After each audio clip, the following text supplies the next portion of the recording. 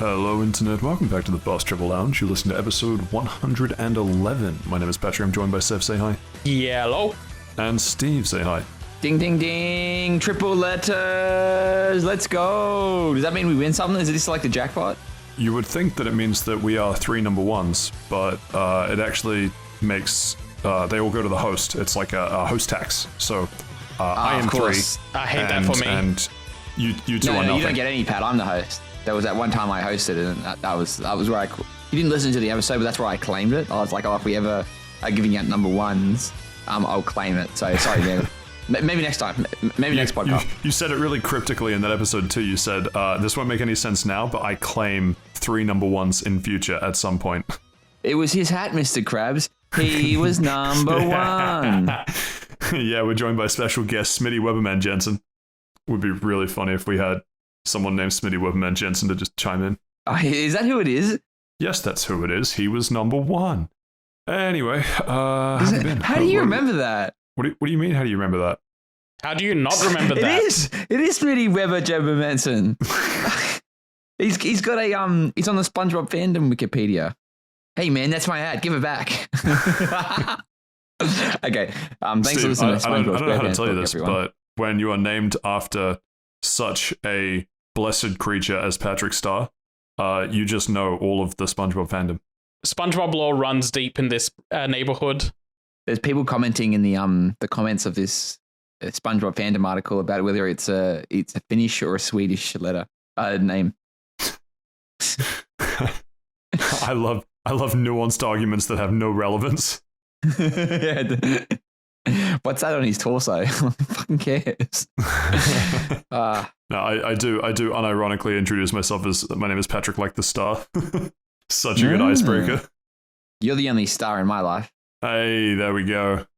Am I the only one that actually... I was going to try and segue it to the only one that did something this week, but I didn't do anything this week. Does anyone have anything notable before we launch into Around the Lounge? I get the feeling I was going to say something funny, like I always do, to be honest. Future There's Self a just first put time some for canned everything. laughter. Fuck you, dogs. Dogs. Oh, actually, I know that we always do this in various orders, but why don't we just quickly get the Steamcharts out of the way, because it's actually topical this week. Shocker. Have either of you seen the Fallout TV series? I may have. I have. It is inspiring me to play Fallout New Vegas again. See, I haven't. I've been meaning to, but I have been on the assumption that the fact that the TV series has come out has massively increased the number of people playing Fallout, and I am right. So, I want you to guess a number between 0 and 1,000 for the largest 30-day % gain in players on Steamcharts for a Fallout game. Ooh, a % gain. % gain. Yeah. I think I've seen a couple of memes going around. It's like 3,000% or something. Is it between 0 and 1,000? If you want to say 3,000, power to you. I'll say Steven, 300 then. as usual, not listening to the rules. Why am I here? I was simply really? just say it came to me on my walk. I'm going to But no, 300 is me my final- and my Smitty final Weberman offer. Jensen hanging out. How can you say that word just like right off the tongue? It's Smitty Weberman Straight off the Jensen. dome. So Steven's going with 300. I will go with... You know what? If it's under 300, then just for the memes of this episode, I'm going to go it's 111%. Oh, Good that's meme. clever. You are both very wrong. The largest % increase in Steam charts that I can see for a non-DLC title, 926%. So I won? I was closest. You were technically closest, yes. Eat fucking shit, Seth, I won. Anyone want to throw We're in done. This is a the guess last as to episode. which? We're done. We'll end it on a high. We don't need it anymore. I've won. See you later, everyone. I shouldn't have gone off the meme. I should have gone 301%. Yeah, you should have. You're a bastard. I would have kicked you in the head. You still owe me episodes one from to the go. last time I did that. It would have been even better if you said the Zack Snyder 301 cut. It's in black and white and in slow motion. Anyone want to hazard a guess as to what game got the 920% player base increase? Fallout 4. New Vegas. So interestingly, Fallout 4 doing pretty well up there at well, it's jumped up massively, but it is not Fallout 4. Actually, okay, to be honest, all the Fallouts have jumped up massively. I feel like just throwing out numbers doesn't really help, but I'll just hit you with the current players. 65,000 are currently in Fallout 4, and 13,000 are currently in New Vegas. And from what I've heard, the show is based around Fallout 4 as the time period. I don't know the Fallout lore that much, so I would have assumed Fallout 4 would have been the one that got the massive uptick. But no, it's actually the Fallout 76 public test server. The test server even. Yeah, that over the last 30 days has had a gain of 38.7 players, where the 30-day average is now 42.9, which means that the average was previously 3 players and is now at like 12. So the thing with Fallout 76 as well, and I don't know if Steam would keep track of this because I think it goes through GOG, but they're currently giving it away for free if you have Amazon Prime.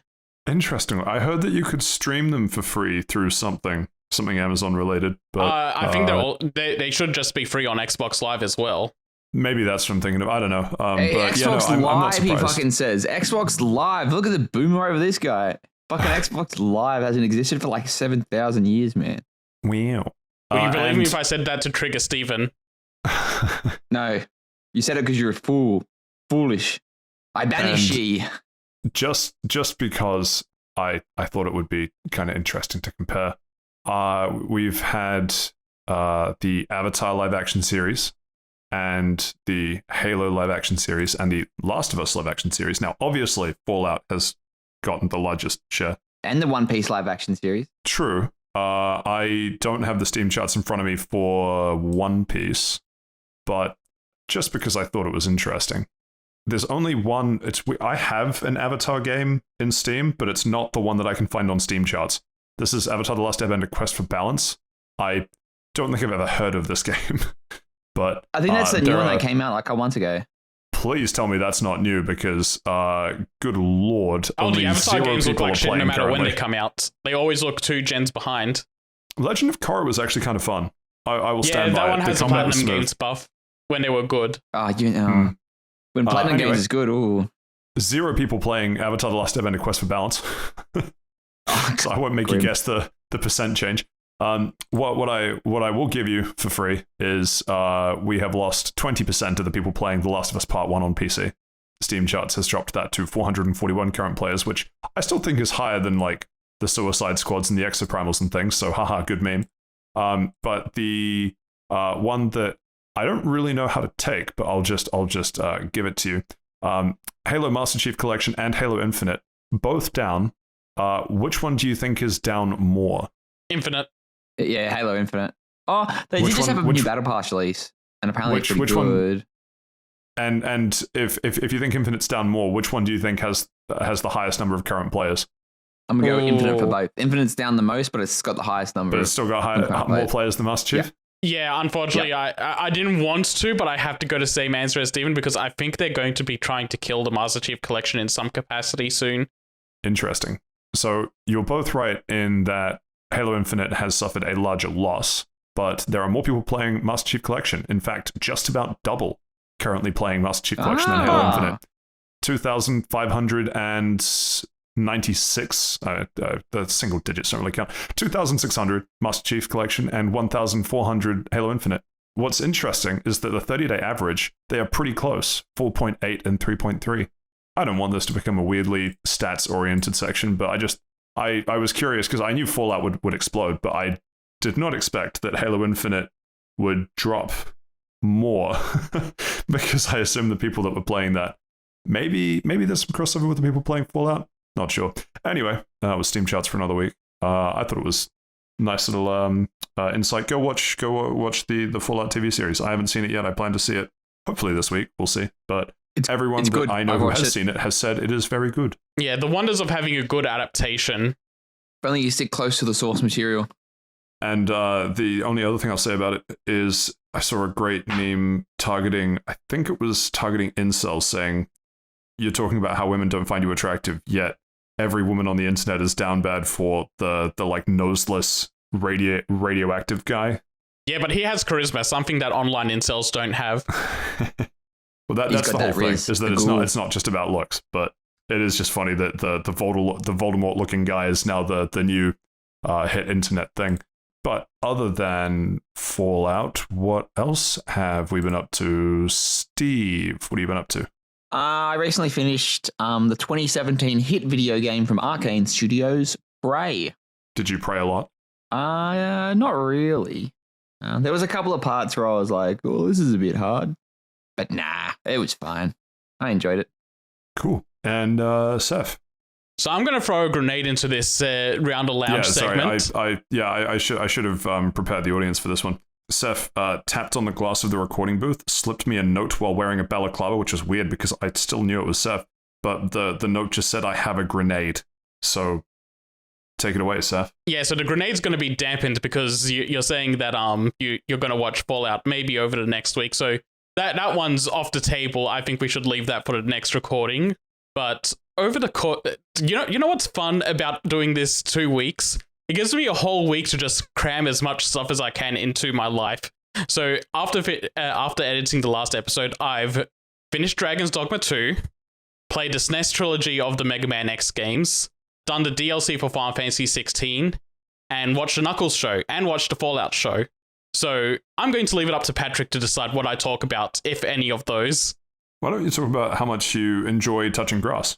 That sounds a little complicated. I got to leave my room for that. Go outside. See you in 2 weeks, pal. Good luck. You can watch TV outside. You can roll down on the grass and get ants. The point of walking outside is not to look down at my phone while I'm walking. iPad kids in the grass be like, okay, interesting. Give me that list again. Dragon's Dogma 2, Knuckles show. What were the other two? So I finished Dragon's Dogma 2, like the last 10 hours compared to what I talked about previously. Uh-huh. Watched the Knuckles show that's on Paramount Plus. Done the Final Fantasy 16 DLC, and done the Mega Man X trilogy on the Super Nintendo games. Interesting. Okay. I want the Knuckles. You vote Knuckles? Do I get a vote? I'm voting for Knuckles. I was actually kind of tempted to hear about Knuckles as well. So okay. Why don't we do some knuckling? Sure, Knuckles sounds good then. Knuckle me. Don't do that. But before we do Knuckles, what have you been up to, Patrick? Nothing. Oh, fair. Preparing overly elaborate statistics on the back of the Steamcharts website. That's my entire 2 weeks. You were going knuckles deep on the stats. No, I'm kidding. What my week really was just staring into a mirror and just practicing saying the name Smitty Weberman Jensen over and over again so that I could just fuck with Steve for this segment. Love that for you. I love that for Smitty. He was number one. Okay, I'll dive into the Knuckles show then. Yeah, roll it into the Knuckles, my guy. Okay, so a lot of people online have been saying that the Knuckles show is either terrible or the worst piece of Sonic media in history. What do you mean? Or those? like there's a power gap. It's either the worst thing that the Sonic media has ever produced, or it's just bad. Yeah. Okay. Wait, so you're trying to say that the Sonic fandom is so used to having just bad media that the only way it could be worse is if it's the worst show that's ever been? Yeah, like, is it above Sonic 06 or is it below Sonic 06? Well, there's an easy way to settle this. Is there a biblically accurate depiction of Knuckles' cloaca in the show? Do echidnas even have cloacas? You know what? Let's move on. I hate this fucking story. Move on. I'm very, very instant of me wanting Seth to keep talking. I think both of those statements are overblown. I think it's just mid, but I see where they're coming from because the Knuckles show I find pretty good for the first 3 episodes. And keep in mind, this is a 6-episode series. And then it starts dropping. It starts dropping off a fucking hill. Starts dropping like eggs out of a cloaca. Knock it off. It's one of those things where it's like every episode you can go, oh, the CGI budget is running thin. Oh, the CGI budget is running even more thin as Knuckles' screen time gets less and less in every episode to the point where the show should just be renamed to the Wade Whipple Show because that's the human sidekick that's with Knuckles. And he ends up taking the majority of the screen time. Knuckles becomes a side character in his own show and it sucks. So the main plot of the story, the series is that like the theme is that Knuckles is going to have to learning how to adapt to life on Earth and like make this his home and something worth protecting in his views because he's just like, no, I'm a warrior. I always go from planet to planet. I don't make a home. I just live for my mission and the warrior's life. And it's just like, okay, this is supposed to be a series about how he settles down and learns to live with his situation and just find happiness on this planet. And then that gets put on the shelf for his side character's story of trying to win a bowling tournament. What? Does Knuckles roll into a bowling ball and they roll him down? No. Wait. What if I... There's a fight sequence where Knuckles kind of does that, but not done for a bowling thing. That sounds fucking dog shit, man. So yeah, he's like, oh, well, I'm going to train up this guy because I'm going to train this bumbling idiot character to become a warrior just like me. And it's like, okay, it's like a buddy cop situation.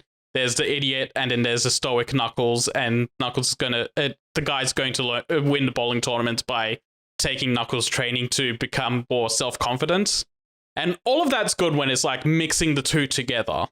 But then episode 4 happens, and the who's supposed to be the side character now becomes the main character. He gets kidnapped by a bounty hunter, and Knuckles has a whole 1 minute of screen time in this half-hour episode. I don't mind it in this episode though, because what they end up doing is doing a rock opera episode where the guy learns about Knuckles' history by dressing up as Knuckles and doing this whole rock opera segment to go through the backstory of the character. And I think that's a really fun gimmick. And it would have worked if episode 5 and 6 didn't just also have a minute of Knuckles screen time each. Wait, hang on. Whoa. So you've got 6 episodes, and the 3 last episodes have a couple minutes of Knuckles. Yeah. And the show's called Knuckles. Am I correct? Yeah. It's not called Knuckles and Friends. It's just Knuckles. Yes. Was it not the Knuckles we made along the way? No. I've got a sandwich you might want to eat, Pat. But no, so yeah, it's it was really fun in the first half of the series because, yeah, there's a lot of interactions and it's actually doing a good job mixing the two stories together and making this buddy cop situation work between Knuckles and the character Wade. A buddy cop means that Knuckles is ACAB. Wait, no, he'd be Blue Lives Matter, right? In the current sphere of political alignment, Knuckles is even worse because he's made an honorary Jew. What an interesting thing to say, Saif. Do you want to unpack that? No, let's leave it at that. Hang on. What do you mean he's made an honorary Jew? Does he go for a bar mitzvah or something? So Wade, his mother is Jewish, and they go visit his mother's house for a couple of episodes. So Knuckles' mum is Jewish? No, Wade's mum. The side character that Knuckles is with. The best friend of The Knuckles. human main character. Okay. And everyone knows that you can become Jewish by touch. And Knuckles is talking about all of these things he's like, oh, well, my entire tribe was extinguished by owls. And then they make a Holocaust comparison in the script. Oh, I was going to say, as soon as that's the opening, I'm like, oh, this is going to get And then, okay. And after a couple of back and forth kind of jokes along those lines, the mother turns to her son and goes, he's basically a Jew already. Interesting. So Knuckles is an honorary Jew. What an interesting thing to do. I'm sure that's wild. Ooh. I don't. You know what? Let's move on. I have not actually seen any discourse about that online. I've seen some. I've seen a little bit. Maybe I'm just not following the right. Following the right. Sonic Man. I bet you're following the mainstream media, aren't you? Got a couple of YouTube videos you boys might want to watch after this. They don't want you to know the truth about echidnas. But yeah, basically the rest of it is just kind of explaining the story that I don't really want to explain. Overall, the quality of the show is, it starts off good, and then once the human characters start taking over the screen time more and more, the quality and the jokes all fall off a fucking cliff, and it becomes just, I don't want to say bad, but it's middling to bad area. Around the range of a 4. That's bad. Can we just You're looking take for an a moment? excuse not to call it bad. No, I'm saying it's somewhere in between bad and mid. It's it's not. That's not the praise you think it is. I'm not trying to praise it. I'm trying to define where it sits in the scale of things. I just want to draw attention to the fact that this is media where I think for the first time I've heard the words, but I don't want to discuss that after bringing it up that you want to discuss the show. Yeah, no, I don't care to talk about the rest of the storyline for episodes 5 and 6. It's just, it's there, but it's all the human characters, and I give less of a shit for the human characters in these stories than a lot of other things. I was here for Knuckles, and then they were drowning out his screen time. A lot of the budgets that they used for licensed songs should have gone to putting Knuckles in the show more. Yeah, overall, I want to be meaner to this show than I would be, like with the score, but the first 3 episodes were genuinely good enough that I think those were fine and bring up the score a little bit. And I think the rock opera segment was a lot of fun. So the first 4 episodes of this series, they're fine. The last 2, it really, really hurt it overall, and kind of makes it into a not recommend worthy. Not unless you're like already into kind of like wanting to see the Paramount Sonic stuff. I wouldn't go. Unless you're into people who are human called Wade. Yeah, like I'm not going to come here and recommend this show to you guys.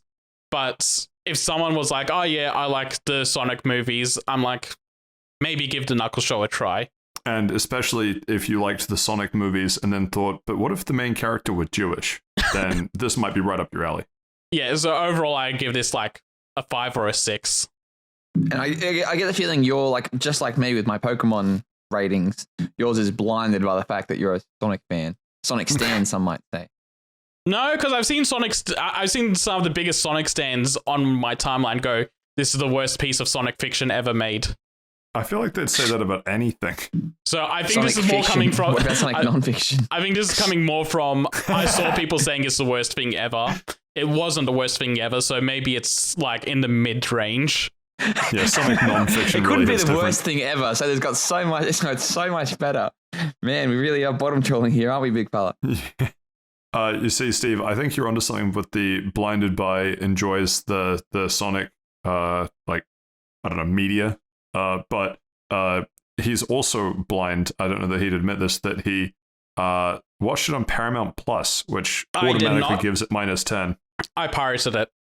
I'm calling the Based police. +1. No, you're not. You wouldn't pay for Paramount Plus. I never said I would. You wouldn't download a pizza. But I would I never would download admit a to pizza. such a heinous crime.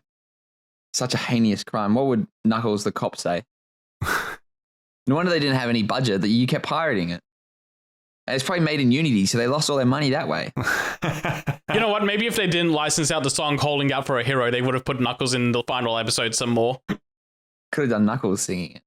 That's right, people. This has a Shrek 2 song, but like the original Okay, I version, was so gonna not the ask if Shrek that 2 was the- version. Yeah, okay. So that's the only other time that I've heard that I've heard of a song called "Holding Out for a Hero." So I hear you laughing about it, saying the Shrek 2 version, but the Shrek 2 version of Holding Out for a Hero is genuinely the best version of that song. absolutely. You know, I didn't know that was a cover until like 5 years ago when someone told me. And I'm like, no, it's not. And I have to look it up, and the original is not very good. The original is fine, but the Shrek 2 version is a masterpiece. I think it's just because Shrek it 2 on the mogs whole it is a so hard. masterpiece. It's like why have like water when you can have like chicken noodle soup or something? Why have a vanilla ice cream when there's a he could chocolate also one right be there? Jewish. And Yes, you missing both from the spoke last at the same episode. time. I fucking love this. So funny. It's So okay. funny. Future Seth will fix it in post.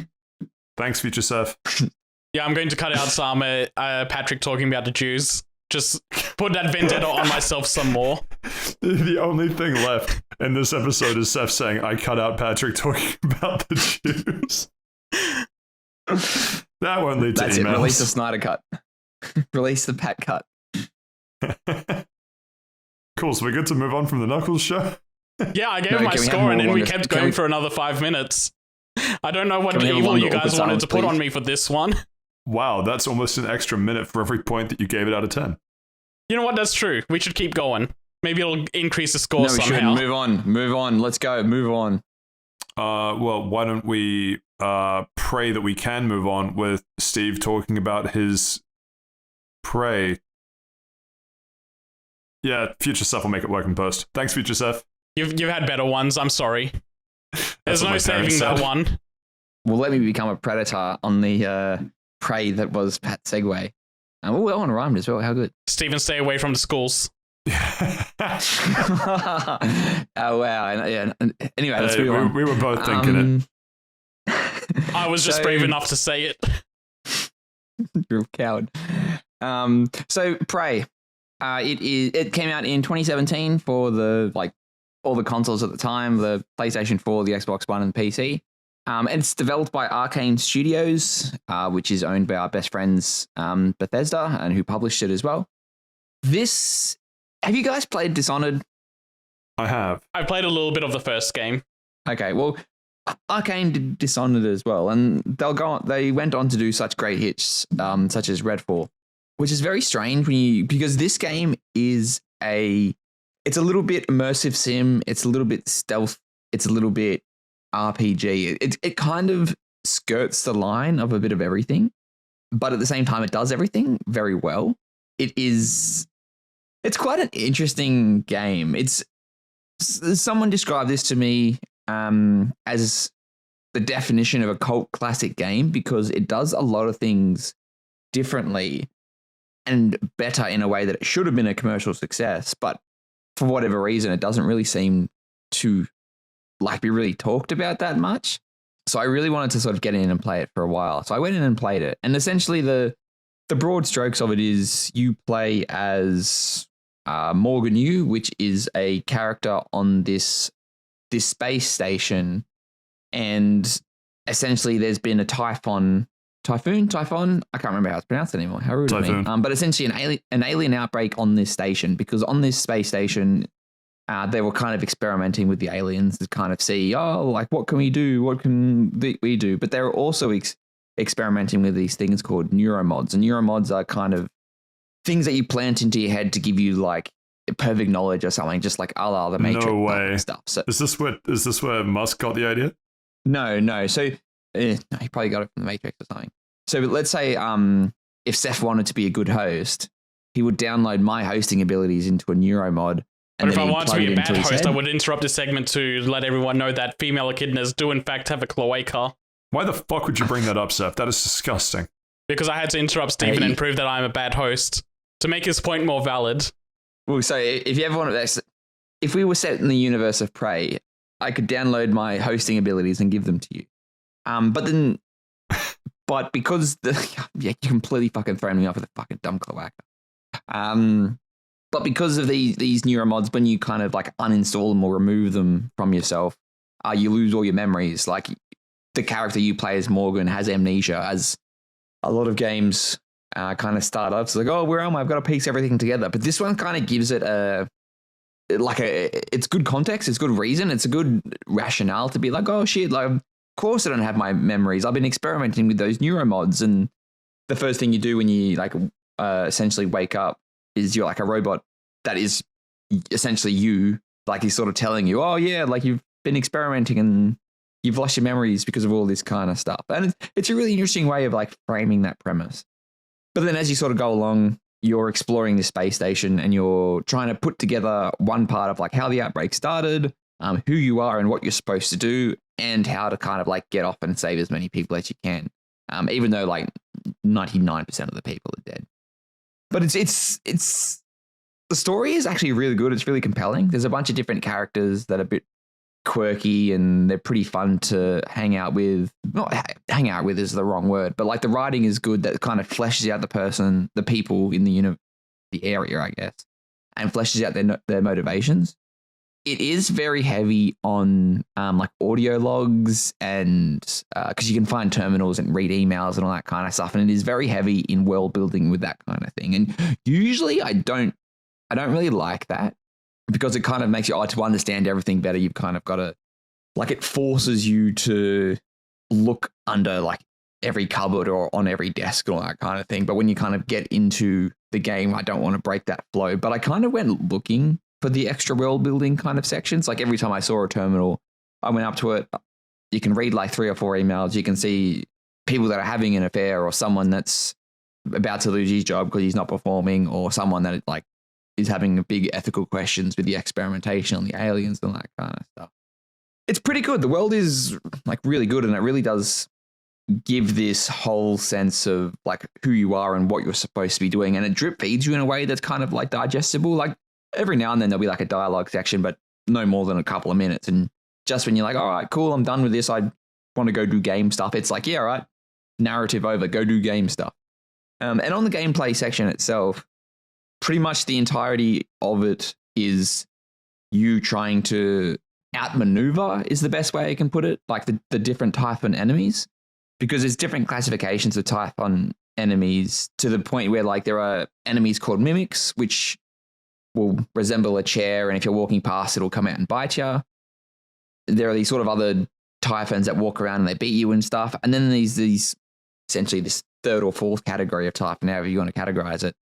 And it's kind of they either have these weird powers over technology where they'll control a lot of drones, or they will like send out these psychokinetic blasts and all that kind of stuff. And they can get, and maybe because I was playing on the harder difficulty, I found the combat a little bit hard. But the game pretty much right at the start is, hey, you're in a room, but there's more than one way you can get past this enemy. You can sneak past them. You can activate something else in a different room that kills this enemy or distracts them or something. You're given a lot of different tools, whether it's like different, like one of the grenades you can get is literally a lure that lures the enemies away. And it's pretty neat. Like when you first get started into it and you're a bit low on like ammo and powers are something I'll touch on in a bit later. But when you're kind of low on the resources that you have, you kind of do have to kind of think outside of the box. And there were a couple of times where I was trying to force my way through a certain section. Like there was two enemies. I'm on low health because health doesn't regenerate automatically. I'd be kind of like trying to like run past them, but that's not going to work because they'll cut me off because there's two of them. But if you take your time, take a couple of steps back, you can be like, all right, well, I can jump on this kind of platform thing, and there's a door over there that I can go in, and then there's a hole in the floor, and I've like gone past them and I've snuck past them. And it's really good to have that kind of different approaches. It's not as obvious as it is. Like this is kind of similar in like those Deus Ex games, the newer Deus Ex games that came out in the last couple 5 to 10 years ago now, where it was like you'd be in a room, you can either sneak attack the enemies, you can shoot the enemies in the head, or there's a very big vent in the bottom left-hand corner of the room that you sneak through. It's not like that. It's a bit more subtle about the different ways you can challenge it. And I really do appreciate that. It makes it feel like it feels just more natural in the sense of like, it doesn't feel like, oh, I'm looking for one thing so I can sneak past it. It's like, okay, I have to really take a couple of attempts to be like, all right, this way didn't work, let's try a different way, or what's the timing on the schedules for the little paths that the creatures are walking. And sometimes they'll hear your footsteps and then it'll throw everything off and your timing's all fucked, and you got to wait and start again. But the real difference with this, and this is why I call it a semi-RPG, even though all games are RPGs because you're always playing the role of someone in a video game, I guess. But the upgrade you can get in the sense of like they are neuro mods, which is cutting back to the theme of the game. And these neuro mods, you can use them to increase your health, increase your strength, increase your ability to hack into things. But they can also be used to give you certain like Typhon powers, like whether it's invisibility, or you can turn into a different object yourself, or you can kind of shoot out these psychokinetic blasts or teleport somewhere. So, and while it is very, very generous with the amount of neuromods it gives you, it never gives you too much in the sense that you can upgrade whatever you want. Because this is a very unique type of way to give out upgrades, because it rewards you for exploring everywhere, because you can find neuromods in different places. But at the same time, you can also craft them, because of course, this does have a crafting type of element. Like there are different types of materials that things are made out of, and you can recycle them to get those materials, and then you can use those materials to craft new ammo or health packs or neuromods. And it's very, very interesting to be like, all right, well, do I want to get 10 more bullets for my gun, or do I want a neuromod upgrade? And sometimes you'll need 3 or 4 neuromods to upgrade one ability. So it was very kind of good to be like, what do I want to do? It does take about a little bit to kind of get used to it, because you kind of like, oh, well, I don't want to spend it all on Euromod upgrades. What if I need ammo? But then you kind of realize that if you've got good upgrades, then you won't need the ammo. So, but by the time you realize that, you're halfway through the game and you've wasted a bit of time with it. But it is very interesting being able to craft your own upgrades. And towards the end of the game, I kind of got into a bit of a hunt, for lack of a better word. I found that I was recycling weapons and stuff I wasn't using, because I was like, well, if I keep getting Neuromod upgrades, I'll be able to breeze through this game. And I did kind of think I was a little bit overpowered because I had a lot more upgrades than what I initially thought. Well, I thought I should, but then you kind of quickly realize that there are certain sections where it's like, oh shit, like I wish I had a couple of bullets for my pistol because I'm just running low on the psi element thing, so I can't shoot out my blast. But overall, I thought this is a fantastic game. There are a lot of tense moments where you're trying to sneak around the enemies, or you're trying to do something in a way that doesn't get in the enemy's line of sight, but you still need to go somewhere, so you're trying to sneak. Unfortunately, there were a couple of parts where I felt like I was there were a couple of times where it felt like the only way forward was to like defeat the enemy or kill the Typhons, but which kind of just felt like it's, oh shit, you told me there was 4 or 5 different ways I could approach this. Why are you putting me in this one position? And it did kind of feel a bit unfair. And there's a couple of Typhons that, like, there's this one that kind of explodes into mini Typhons and it attacks you and it'll do a shit ton of damage to you. And that was those type of parts are shit. Like, I understand they're trying to be like, oh, you have to go the long way around, or you have to use your gun to kind of make them explode early. But if you don't notice them, you get pretty fucked up pretty fast. But I can definitely see like why this is why this could be a cult classic. It definitely does feel like it's a game that is not for everyone, but if you like this game, you're really going to like this game. It's also quite interesting as well, like the character that you play, Morgan Yu, you're given like a male and a female option at the start. And not like it's first person, you never see your character or anything apart from if you're looking in mirrors. But it's a voiced character as well. Voiced in the sense of like the character themselves has provided like voice recordings, and there's like a robot that is your voice. It's a very interesting way of framing the story, and I really fucked with it. The ending was a bit, oh really, is that what you're doing to me? But nah, I still really enjoyed it. Maybe I just didn't want it to end, and that's why I really got shitty with it. Thanks for listening to my Stephen talk. Any questions from the audience? I was about to drop the why role of Merrick's henchman called Steve, but I realized that's a Yu-Gi-Oh! Abridged reference that I don't know if any people would get. I haven't watched Yu-Gi-Oh! Abridged in ages. Big bonus points. This game's on Xbox Game Pass, and PC Game Pass. So if you've got that, I highly recommend checking it out. It does take a little bit to get into, but once you get into the swing of things, yeah, I think I spent 20 or so hours on it. I very, very much enjoyed my team. I guess I'm curious, was it something that you knew about from years ago and just never got to? Or was it because it was just free and you figured I'd just give it a shot and then you sort of fell into really enjoying it? It's something that I heard about a couple of years ago. I can't remember whether it was a podcast or a YouTube video or something. Someone said that someone just said it's a really good game and it's the definition of a cult classic. And I can't exactly remember the reasons why. I think it was because it's a jack of all trades, but it's combining things that usually don't interact, which I don't really think I agree with. All the things are pretty stock standard. It's like, it's one part Deus Ex, one part Dishonored, one part its own Alien type of thing. It does have a bit of a Dead Space vibe to it as well, like with the aliens on a space station type of thing. But it does everything really well. And I'm glad it's been on the list for like a while, and I'm glad I finally got around to it. That's cool. I don't know if you mentioned anything about the replayability. Like, you were saying you can approach stuff in different ways and things, but Deus Ex, because that's really my only comparison point here. At least Human Revolution. I didn't play Mankind Divided. Keep saying that I should, and then I've been saying that for the last 10 years, so I just don't think I am at this point. But it's pretty mid. I played it like a year and a half ago. It's pretty mid. I got that with Fallout. I kept playing the beginning section of that game so many times because of save issues that I ended up dropping it and going, oh, I'll pick it up later, and then just never did. Yeah, you're not But missing much. the point where I was going with it is that like you have a lot to go back and like try different playthroughs, try different approaches, all that sort of thing. Is Prey the sort of thing that does that well as well, or do you think the differences aren't really enough to justify multiple playthroughs? There are only gameplay differences. Like whereas Deus Ex, if you approach things in a different way, you'd get a semi-different story outcome. You would, yeah. Whereas with this, it's like there's a couple of different endings you can get, but it's really becomes you've got 3 choices at the end to pick one. I see. Mass Effect, pick your favorite color of ice cream.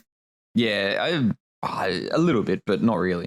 But it does become it's probably one of those things that if you a year or two later you wanted to play it, you'd be like, oh, I'm going to play it a different way. Like you wouldn't go back and do something different because you're going to get something different out of it. It's just you're playing it differently to play it differently. Yeah, gotcha. And I think that half of that's if you are going back, you'd probably just play it more efficiently, unless you're doing some weird type of build or something, which is pretty weird. Pretty weird reason to go back to it. But no, I recommend it. I'd probably give it, I think it's an 8. It just takes a bit to get started, and the ending just kind of feels like and maybe I was a bit burnt out by it because I played it for like I tried to do everything, like all the side quests and all that type of stuff. And towards the end of it, I'm like, all right. And I think it's the last like 3 hours. It feels like it's going to be over. And then something happens that is just like, oh, like we've given it like an extra 3 or 4 hours of gameplay that like it shouldn't, you could have just ended it 3 or 4 hours ago. And I was like, oh shit, now we got to do this. But yeah, no, 8 out of 10. 2017's Prey. Did they release a Prey 2? I feel like that was in development, but I wasn't sure if it came out. Well, so this it's like weird because there's like an original Prey that was released in like 2001 or 2002 or something. This is not related to this in the slightest bit at all. But that original Prey got a Prey 2, I'm pretty sure. No, I think that Prey 2 got cancelled. Oh, did it? Oh, okay. Nah, whatever then. There is no sequel. It got DLC. It got a multiplayer DLC because that's what everything fucking does these days. And then it got like a roguelike DLC because they couldn't have done any story DLC because the story wrapped itself up in a nice little package. Sweet. I don't really no other questions from this side of the floor. Anything more from Seth's end? No, I'm all good. Well, thank you for that, Steve. Why don't we give Seth one last thing to top us off with? I don't want to give him one thing to talk about. I bet he really wants to talk about the Final Fantasy 16 DLC. So, Dragon's Dogma 2. How was that? I knew you were going to do that, you bastard. Yeah, so Dragon's Dogma 2. I want to say I want to try and get this done in 5 minutes. That's not going to happen. But anyway, it's a mixed bag. I'm getting more and more bitter about the game as time goes on, though, which is a weird feeling. But overall, I think it's fine. I think I'd tell people to play Dragon's Dogma 1 instead if I was to recommend people playing the Dragon's Dogma games. So Dragon's Dogma 2 just does a lot of things very weirdly, and it doesn't have as many memorable moments as Dragon's Dogma 1 does. Like, all of the side characters and the side stories in this game feel like they're half completed or half written, and they don't have much of a payoff if they do, it doesn't feel satisfactory for doing them. Not like Dragon's Dogma 1, where like the one that comes off to the top of my head is that one woman who keeps being called a goat lady. She's like night trying to make her way through the world, and then like you help her go through like this revolt area, and she ends up winning her honor there. There's nothing memorable in Dragon's Dogma 2 like that, and there's a lot of those weird intricate moments like, oh, there's this one you did this quest, and somehow in a completely unrelated quest you just unlocked the bad ending for doing this. There's still more moments like that aren't super clear. So yeah, it's a lot of like the more things that nothing really changed here. It's not the more things changed, the more things stayed the same. It's they literally made they did the exact same thing again with Dragon's Dogma 2, where it's like with Dragon's Dogma 1, it's like there's a good or even a great game buried somewhere in here. They just didn't grasp it, and you'd hope that Dragon's Dogma 2 would capitalize on that. And then Dragon's Dogma 2 comes around, it's like there's a good, maybe great game buried somewhere in here. They didn't grasp it, and it's stupid that they did it a second time. I really like Dragon's Dogma Have you even played Dragon's Dogma 1? I did. We talked about it on the podcast when I finished it. Yeah, but I don't think you played it. Did you? Oh, okay, never mind then. Yeah, I played it like last year or the year before. I need to go back and play it. Yeah, it's just really weird. It's like, visually it's nicer. The gameplay's a little bit smoother. Some of the new classes are good. They also introduced the worst class I've ever experienced in any sort of action game or RPG game called the Trickster, whose entire gimmick is they don't attack things. They just draw aggro onto themselves and then use its gimmicks to put that aggro on an enemy so enemies will attack each other. And it's just convoluted and not fun to use. And why would you... It seems like you can do cool things with it. But why would you try and spend like a minute doing setup to do something cool with that when, as a sorcerer, you can just press the nuke button and delete the encounter in 5 seconds? But it does have... the game tricks me for a moment as well, where it's... after I beat the dragon, it did something really cool. Like Dragon's Dogma 1, you beat the dragon and then it continues on a little bit more with some more story. And Dragon's Dogma 2 does the same thing. You beat the dragon and then it continues with a little bit more story. And the setup is really cool for what they do. But then nothing happens. Literally nothing happens, and it left me feeling really hollow and empty. And I think that's why I'm becoming more bitter on the game as time passes on. Bit of a spoiler. I'll gauge it with you guys. You guys don't mind if I spoil this time? Well, it's a big thing. It's a very big thing. I get the feeling you're going to say it anyway, big fella. But yeah, go. If you don't want me to say it, I won't say it. If you sound off on it, then I'll put a spoiler warning for people. No, you know what? Just for Steve, say it. Say the line, Bart. All right, Steven, just mute yourself now, and I don't know, I'll send a message when I'm done. I mute myself. Mute your headphones. I don't care. I'll play this. Look, I'll play this game in 5 years. I'll probably not remember it. And then when it happens, they're like, oh yeah, Seth said this. Okay, so yeah, spoilers in 3, 2, 1. The game doesn't have a final boss. You're put into this whole big end game environment where it's like, keep fighting these strong things, keep leveling up, keep increasing your stuff so that you can deck yourself out with the best end game gear, and then there's nothing. You just walk up to the final mission, press yes, I accept, and then it just plays out a cutscene that does the ending. Interesting. It sounds like fucking shit. It's a very shit feeling. So it just ends? Yeah, you just walk up, go, yes, I will do the final encounter, and the game just ends. It does a cutscene of the final encounter happening, and it plays it out through a cutscene, and then it hits credits. You do not interact with the final boss at all, and that's why I've been becoming more and more bitter with the game as time goes on. It ends on a really flaccid note, and the way the game ends doesn't seem like they want to do a Dragon's Dogma 3. They might. It would take some reworking of things. But yeah, essentially the idea of Dragon's Dogma is dead. Well, yeah, that sounds I don't pretty really rough. have much to contribute on the back of that one, I'll be honest. I did like Dragon's Dogma 1. I think I said it last time you were talking about it. I'm going to go back and play it in the next 40 years maybe, but maybe I won't. Yeah, I think I'll replay Dragon's Dogma 2 just to see how some things play out differently. There was a lot of things I missed out on because I think I got my beloved too early and it locked me out of doing other beloved options as doing their quest lines. I think that was the situation anyway. I'm not 100% sure because the character that runs the brothel in the game, I just did not get her quest line at all for some reason, and I think the reason I didn't was because I ended up becoming betrothed to someone else.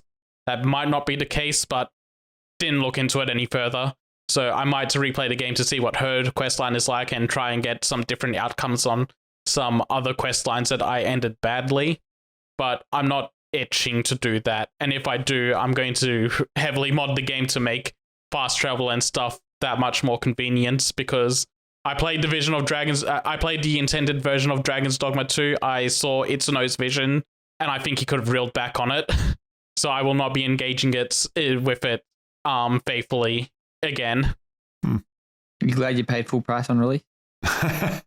No, actually, I've seen a lot of people do the whole the game came out the game came out for $70 and I regret buying it for $70. I should have waited. You're literally paying for the worst version of the game on release. And I've never felt that way with the games I've bought. Like, I've enjoyed them enough. This is the first time in a long time I've bought a game on release and gone, oh wow, I should have waited.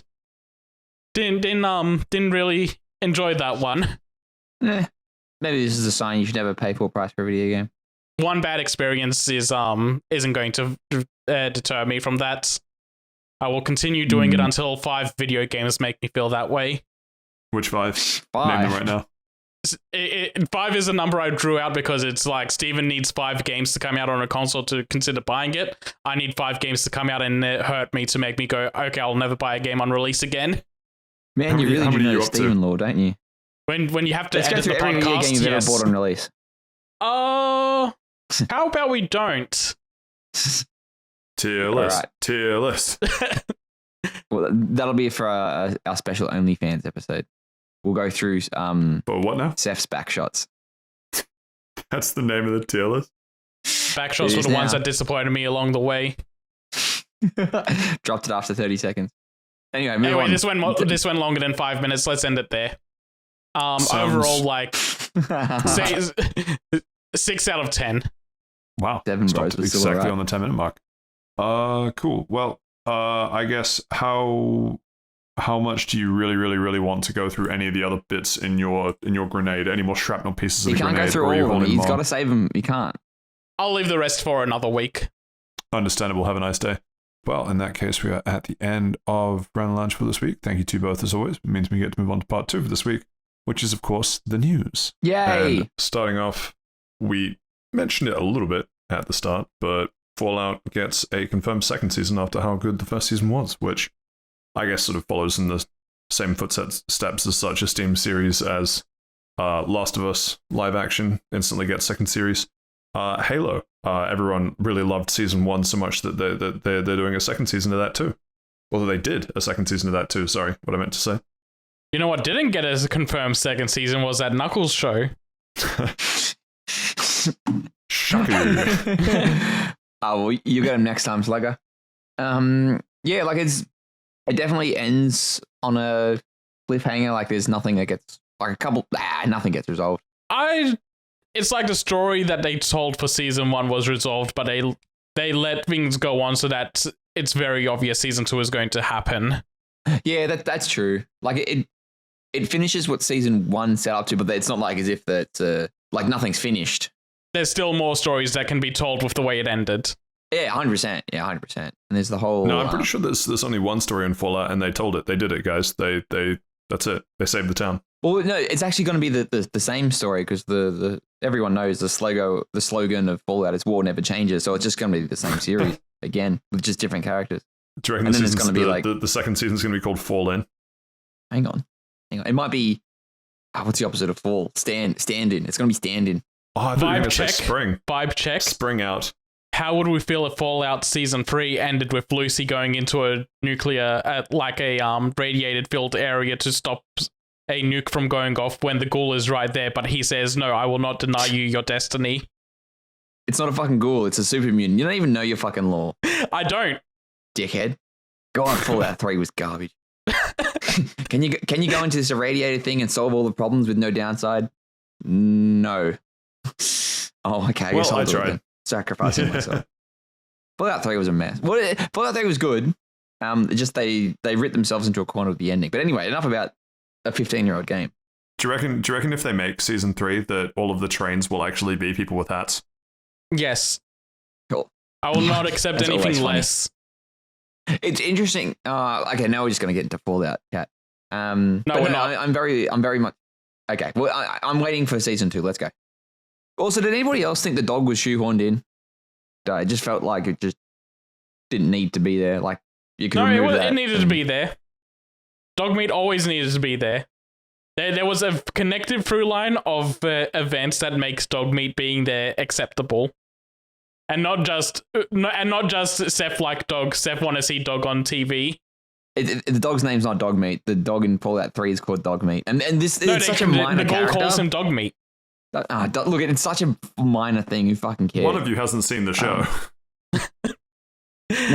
Clearly, every moment scene with the dog I erased because it wasn't relevant. It didn't matter.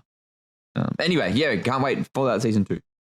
Sweet. Well, next up we have a little bit of a fighting game. Mishmash, a hodgepodge, a hot pot. Hang on, I'll get on my I'll get my nightcap and my old timey candle and my slippers. And your hello, my name is Rip Van Winkle name tag. And then rub some sand in your eyes. I don't get that reference. We'll rip your Van Winkle right off. Well, first up in that hodgepodge, we have some news on Alawi being introduced to the League fighting game, which I always forget the name of. 2XKO. It is a dumb name. Thank you. I've never even heard of this fucking game. I can guarantee that's a lie. We have talked about it multiple times. Have we?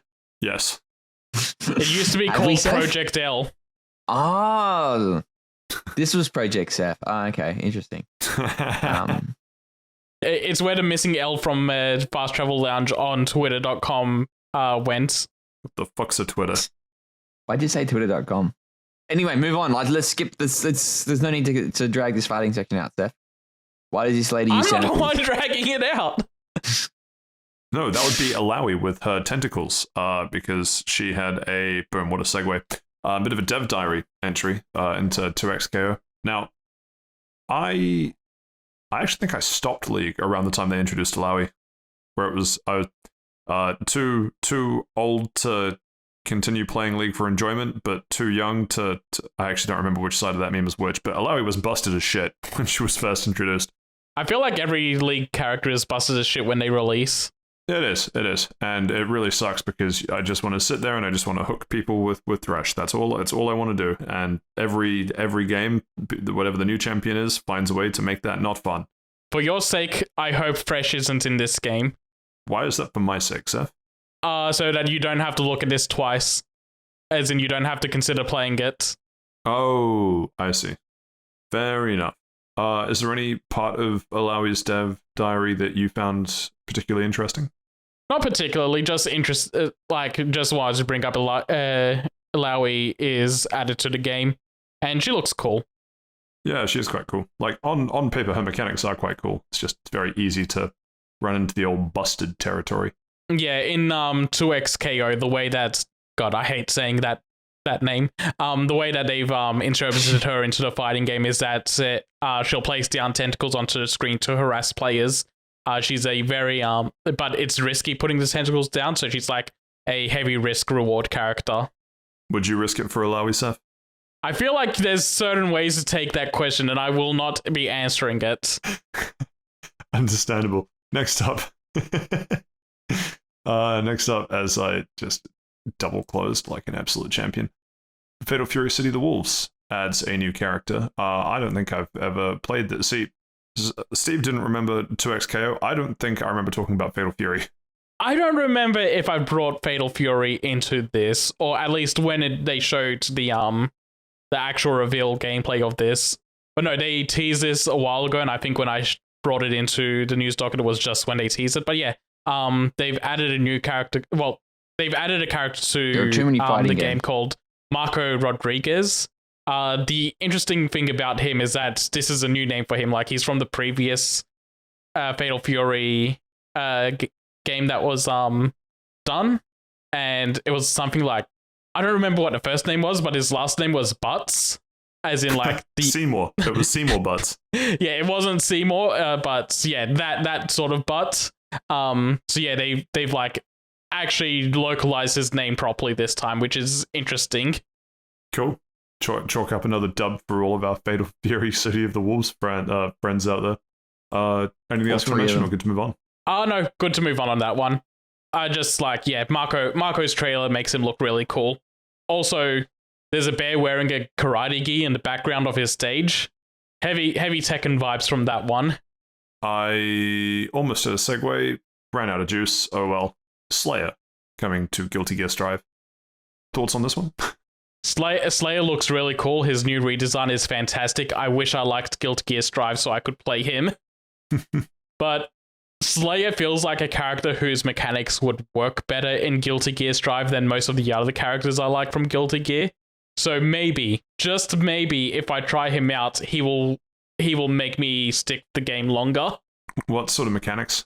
He's more of a baity and heavy hitter type of character, and Strive is a game that's like it's toned back compared to the other games where it's now more of a grounded and heavier hitting game. So he might work a lot better in this sort of environment. I see. Follow-up question: do you think Lydia Sobietska in Tekken 8 will work well in that environment? Yes, a lot of people said when she was added to Tekken 7, she felt like a character that was made for Tekken 8. Interesting. Because she was the very last character added to Tekken 7 in DLC, and I always thought it was weird that she wasn't in Tekken 8 at launch. So I'm glad she's in now. That's cool. And it's not just her, but it's also a new stage. We're finally being able to fight at the Waffle House. I wish. They just made the beach stage playable, which I think is just a stage from the Tekken Ball mode, but being made playable in the fighting game, like the actual versus mode. Along with Lydia, they announced a lot of 3 new updates in the American time zones. Springtime will have a big balance update. Summer will have a new stage and photo mode added to the game, and in the fall, they will have a new story mode added, plus online practice mode and Ghost versus Ghost. Online practice mode will be nice. It's always tripping me because on one hand, fighting games are notorious for DLC and season passes. On the other hand, some of these updates are free. Yeah. Are the characters part of the free updates? I don't mind making the characters paid as long as like everything else is free. Like, everything else feels like fluff, and the balance adjustments definitely need to be free. But I don't mind... no, that's DLC. But I don't mind the characters being paid to help fund all of this stuff being added for free. Fair enough. Speaking of free, do you think the Street Fighter 6 DLC character Akuma will give you free wins for using him? No. Akuma... is Matata. Akuma is very good. He's also very weak in the fact that like he's got a low health pool. Dude, this giant muscle-bound character, and Seth's just like, yeah, he's weak. He is strong, but he cannot take a hit. So you need to be a certain type of madman to play him well, and I am not that certain type of madman. But his Raging Demon looks really cool in this game. Raging Demon is a special input attack where he grabs onto the opponent, and then usually the screen goes black and then it flashes all like hit effects all over the place. But Street Fighter 5 and now Street Fighter 6 have done like actual cinematic animations to show you what's happening when the screen is blacked out. And the Street Fighter 6 version is sick. He every time he does it, he yells "Die 1,000 deaths." So for Street Fighter 6, they actually just show there's like 1,000 Akumas surrounding you, all hitting you with a strike that would kill you instantly. Damn. Does sound pretty sick. I like Akuma a lot. I'll give him a try out. Like I've been giving all of the DLC characters a try. But yeah, he seems like he'll be very fun to play. Free wins though, that's another discussion altogether. We have a bunch of playable characters for Hunter x Hunter Nen Impact. The character 1 on this one doesn't matter. It's more like they revealed what the game is going to play like, and it is going to be a Marvel vs. Capcom 3 style game because it's being made by the Marvel vs. Capcom 3 developers. Steven is upset because it's not another bad arena fighter. Yeah, they just needed Ultimate Ninja Storm 2, slap some Nen Hunter x Hunter stuff on it, and we're laughing. But I've been watching, not that I really care about this game. I think you'll find that it's Hunter Twitter Hunter, Nen Twitter Impact. So what they've done is there's a lot of like frame repeats from like the Marvel vs. Capcom series, and everyone's like going fucking nuts for it. Reuse animations here. It's going to have the Marvel vs. Capcom jank, the aiding jank. Is that a good thing? You guys are always going on about Marvel vs. Capcom. Does that mean it's a good game? Yeah, Marvel vs. Capcom is a great game. You're blinded by nostalgia, I think. But I have no opinion. But yeah, Hunter x Hunter. The only downside to Hunter x Hunter is that it looks cheap as fuck. This looks like a HD Wii game. Yeah. At best, yeah. It's something to do with like the lining. The backgrounds do look pretty good when there are backgrounds. But like the character models, there's like some weird black outline or something going on and the colors look a bit washed out. That might be the style they're going for, but an arena fighter would never do this.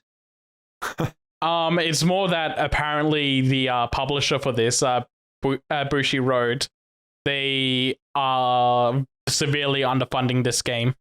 Like by 10 times the amount you would usually budget a video game. Love that for them. Why are they doing that? They just not want it, or maybe they just hope that they'll make it for cheap and then. Yeah, they want to make it for cheap and have it sell a lot off IP recognition. Yeah, maybe.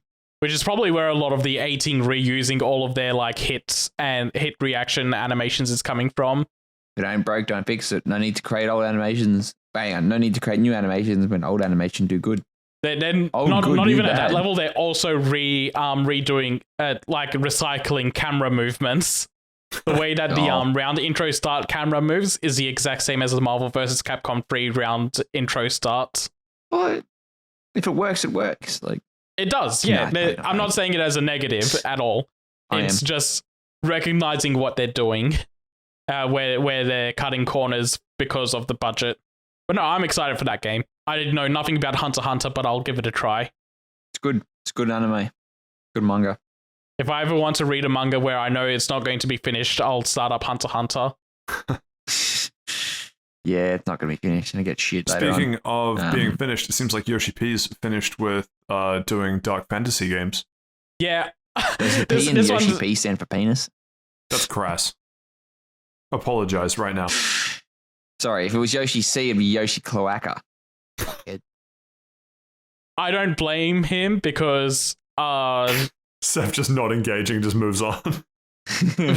game development takes a long time. They've been working on Final Fantasy 16 since 2017, I think it was. Like that's when pre-production began.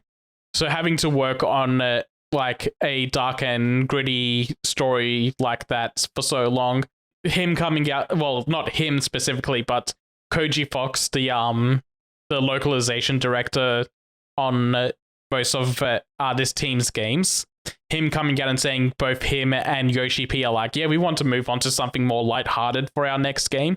That doesn't surprise me one bit. It is good to hear, though, that after Final Fantasy 16, they're going to be moving on to do another game alongside more Final Fantasy 14 updates. Just quickly chugging in this breaking news for Square Enix as well while it's topical. Square Enix also just a couple of hours ago came out and said that they're taking a loss of 22.1 billion yen. That's going to be attributed to abandoning the production of previously greenlit HD games. Basically, they just cancelled a bunch of games that are in production or pre-production. Not because of they've also specified it's not because of like games failing to reach a certain sales milestone. It's just they're reorganizing the company and cutting back on how many games they release, because a couple of years ago they released like, I think it was something like 18 to 20 games in a 12-month period, which means you're like having 2 Square Enix releases in 1 month at certain points. And that was this really stupid idea, and they need to cut back on doing that. I'll let him know. Oh, yeah? You're going to go and tell Mr. Square? No, I'll tell Mr. Circle. I'm going to the competition. But Mr. Circle goes in the square hole. Do rectangles go in the square hole? Yes. There's a joke that could be made there. We're going to move on. For the best. So, I was just about to say, speaking of square holes, damn it. We have news of Starfield's first expansion, which, I gotta be honest, fellas, I didn't realize Starfield did well enough to get an expansion. I believe that they just said they were hard set on making a expansion when the game released. They pretty much said that they were going to do an expansion for whatever reason, and we're getting one, Shattered Space. I'm not sure if this like leaked early or something, or Bethesda kind of announced it or something, like when the game came out, but it's been pretty like well known. Not that anybody's going to go and get it unless it's like very, very good. But like, yeah, this is our best friend Todd Howard was giving a bit of a Starfield update and saying that there's a bunch of stuff coming. Like city maps that he said would be coming when the game released, but they never did. But yeah, it's supposed to be coming. Sorry, this shattered space. Just shiv him a little bit while talking about him, huh? It's just the whole Starfield experience. Just no bueno.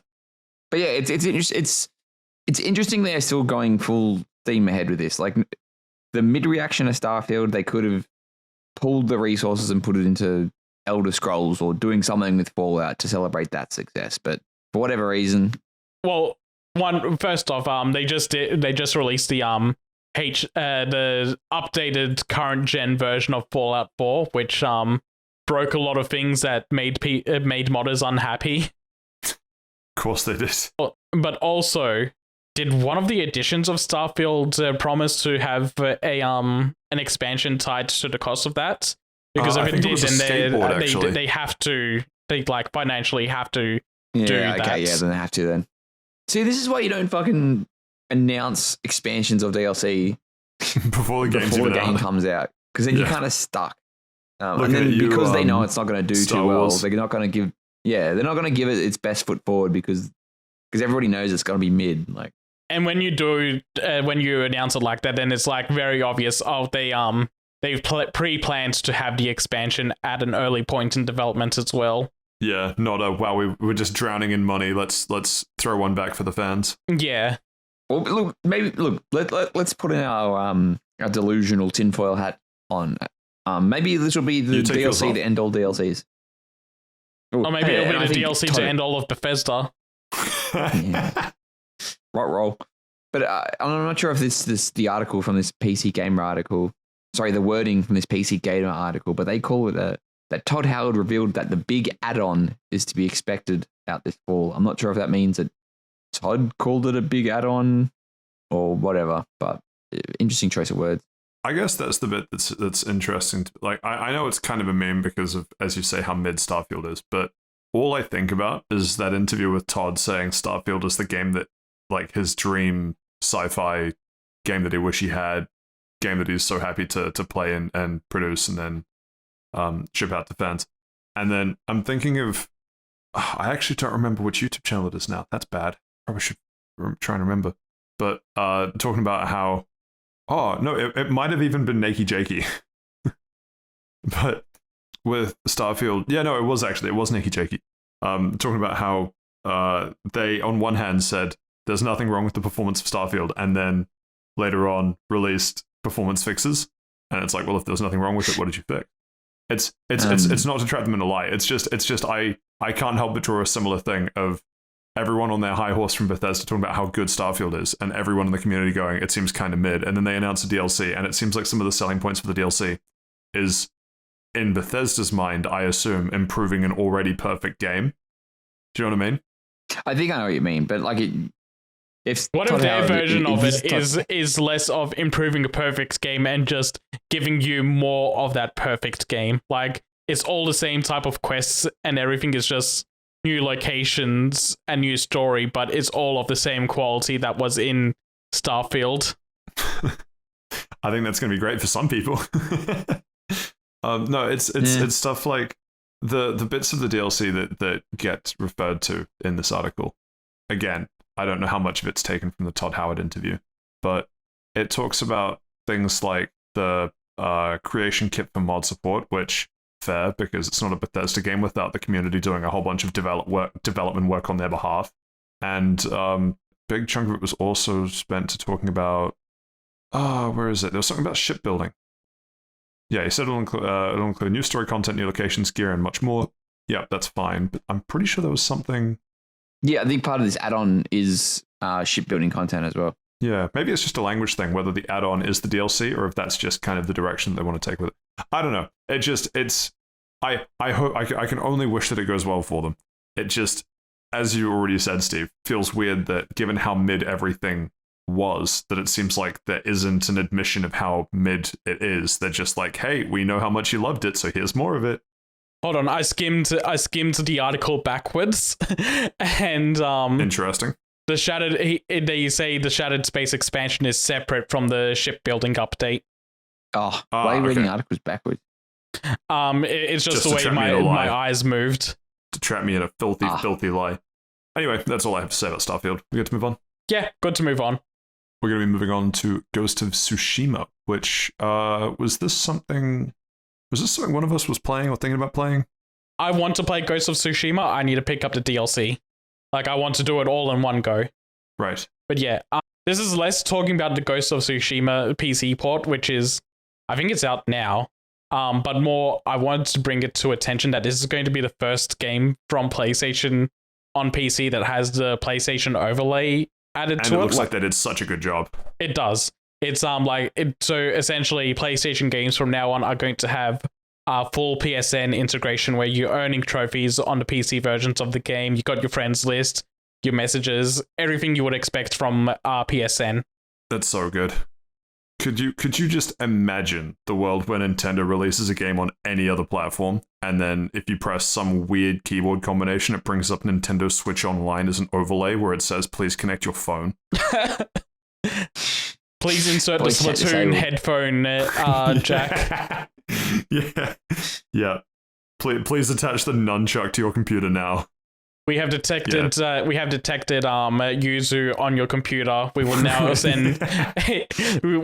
send a live bomb to your location. No, you're right to call it out though. The PS overlay does look very good for PC, and it is really cool that it's not just a hey, we think that the games have run their course on PlayStation, we can give them a second lease of life on PC. They're really treating PC like another viable platform for releasing. Yeah, it seems like eventually the plan is to make PlayStation exclusives day one on PC as well, just to maximize profits, because they feel like they need to go that direction. So getting this stuff all done now, like all of this integration, is a good move because it's been missing from the other releases like Spider-Man and God of War and everything. And it's nice to see them like fully integrate things this way. And also Nix's, the porting company that does all of the PlayStation stuff, they do a really good job with updating these games for PC. Like they try to fully take advantage of what PC can do, and it just makes these games look so much better. Very cool. Very pog, very champ. We good to move on? You did not just say very pog, very champ. No, of course I didn't. That would be very cringe. Very base and very pilled. Very red, very card. Such a maze, very wow. Remember those memes? Oh, yeah. Advice dog. Hope he's doing all right. I miss that raptor. Velociraptor, yeah. Velociraptor. Yeah, we're good to move on. Let's go. I hate to tell you this, they found some old tweets from Velociraptor. He's older than Twitter.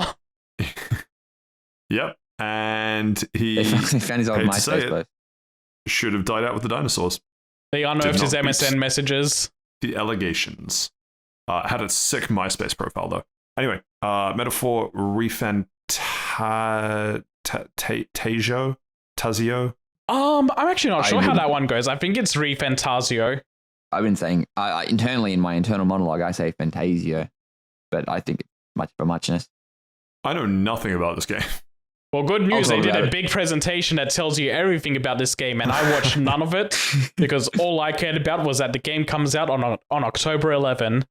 Yeah, so this is so it's being made the by next Atlas, big RPG by Atlas, who are known for doing Persona. It's Persona, but not in a school. Yes. I think saying it's Persona, but not in a school is underselling it.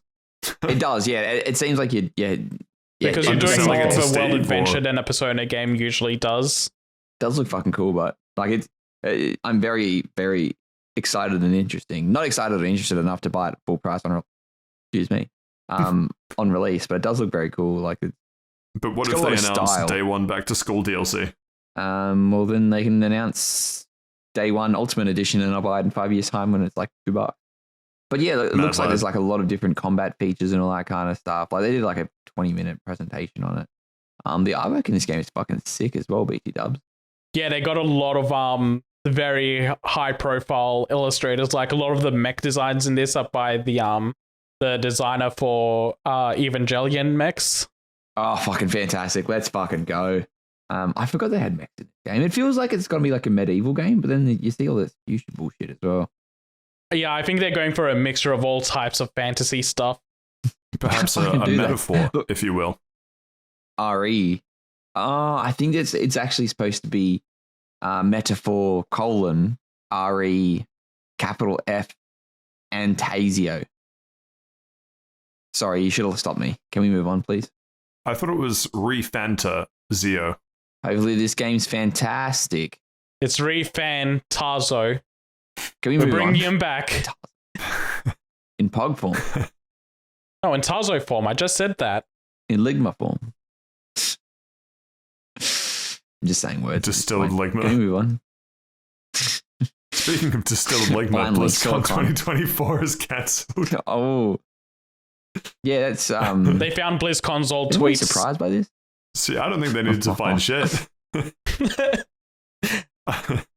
I guess part of me is kind of sad, but I am not surprised in the slightest. This is a great look for the first BlizzCon under Microsoft's iron fist. Oh yeah, absolutely it is. Well, but like BlizzCon's been like fucking spiraling at it. Like Even on Blizzard in Blizzard's general has worst been in years, they trouble. do a BlizzCon. But this year's got to be their worst year though. It gets worse and worse every year. Like you got the Overwatch 2 thing. Oh Hey, yeah, the worst don't year worry, of we'll the have company single so player far. content. Yeah, every year just seems to be worse. Like, oh yeah, don't worry, single player Overwatch. Oh, by the way, cancelled. By the way, you can no longer play Overwatch 1, even though it's better. I than think Overwatch last 2, all year's that. was received pretty well because they announced like 5 World of Warcraft expansions back to back.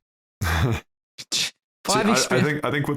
think what's interesting about this is that they've burnt so much goodwill in terms of promises that even them saying we're excited to bring it back in future years, they It's could E3 just as all over easily, again. So yes, I was thinking that too, but they could just as easily a week or 2 weeks from now go, actually, we've decided to reprioritize resources and we're no longer doing BlizzCon. And I don't even think anyone would be surprised because it's gone the same way as everything else that they say. Oh, yeah, it's coming, bro, trust us. And then they have to cancel it. Overwatch 2, well, I guess like the single player part of Overwatch 2, but also, what was the other one that they did that was the same boat? Oh, come on, I just had it before and I've forgotten it. Was it a Diablo 4 Oh thing? yeah, no, the Overwatch competitive league, what was it, OWL or whatever? That got Overwatch. absolutely destroyed. Yeah, Overwatch something league, esports league, OEL. I don't know. I have no clue. I think it was whatever just the competitive Overwatch thing was. League. Whatever it was. Either way, they were like, yeah, we need to take a hiatus because we need to like rejig how this is going to work. And then like a year later, they're just like, hey, so money is expensive. So I guess I'm Did you know not- that when we need to rework something, we actually need to hire someone to work on changing things? Did you know that all of the money that Microsoft spent on us went to the guy who's trying to buy TikTok? I was very tempted to yell out, but it was going to be the wrong name. I just remembered it. Bobby Kotick. The perfect one on the in case diversity anyone wants to scale. know, I was almost about to say Randy Pitchford. Nah, he's also up there. Actually, I realized that SpongeBob could also put Bobby Kotick's name in there because he was also number one. Are we going to BlizzCon next year if it's on, fellas? It's okay. You can laugh at it later. You What have are they to so gonna you can announce? support Microsoft. What could they possibly announce? They like I think the only reason they would bring BlizzCon back is if they had new IP to announce. They always do a BlizzCon, even if it's just, hey, we're going to be updating this game in this capacity. What game could they update? World of Warcraft, okay, fine. HOTS, dead. Hearthstone, dead. Overwatch 1, dead. Overwatch 2, kinda dead. Diablo 4, Diablo 4. seems like people are like on the fence about the season type thing. It's got a new I- expansion coming out. soon, Does I'm it? pretty I haven't sure. played Diablo enough to like understand the community's take on it, but the little bits that I've seen, people are it's kind of the Starfield thing of like it's not like it's actively hostile to the player base like it is with Overwatch, but just the people are sort of mid towards Yeah, it's like some of the this new is season okay. stuff. Yeah. So well. I guess what I'm Maybe saying is next time. if they take this year off and then come back and then go, hey, we have some new World of Warcraft expansions and there's another season coming to Diablo 4. I don't know that that's going to be enough to justify. The World of BlizzCon. Warcraft stuff usually is enough to do it because, like, Final Fantasy 14 does 3 cons a year for different regions just for that game alone. even on their off, I think they even do it on their off year where it's just like, oh yeah, we're doing it's just the update year, but we're going to do it just cause for community's sake. Oh well, I guess we just continue seeing the dying throes of one of the previous industry legends. I need to send you guys a fantastic clip later. Please tell me it's not Bobby Kotick drinking breast milk again. No, it's about someone talking about their time being a game tester, and their co-worker said they only believed in the three Bs: Blizzard, Bethesda, and BioWare. I think that rings a bell. That rings a bell. Ugh, how things change. Well, speaking of the three Bs, Nintendo said back down, delete, which is like delete but with a B, Barry's mod, where they now have to remove, that was a terrible segue, I'm so sorry. Gary's Mod have to remove 20 years worth of Nintendo stuff because Nintendo didn't decide. Nintendo continues its crusade on people that enjoy their games. It's weird this is happening now to the point where someone came out on Twitter and said, actually, no, this is just someone making it up and pretending to be Nintendo. But to the point someone else had to come out and go, no, this is actually very officially Nintendo doing it. Man, never have I seen a game I think that's what's funny too, is that Nintendo is actively hostile to their players by just hating players in their form. Blizzard just chases I don't think Blizzard actively hates its players. Blizzard just tries to squeeze every last penny out of them, and it's, I don't know, what happened, What happened to companies enjoying people that use their products? This is just sad. It is. It's very sad. Yeah. And going after Gary's Mod. Steam had to come out and go, hey, there's 20 years worth of stuff here. It's going to take a while for us to do. If you have a Nintendo mod uploaded, could you do us a favor and delete it? Surely no one's going to do it of their own accord. Surely not. No, I doubt it. Yeah, I doubt it too. It's just Nintendo. Nintendo's the driver of the bus tapping the sign, and the sign just says "Yuzu."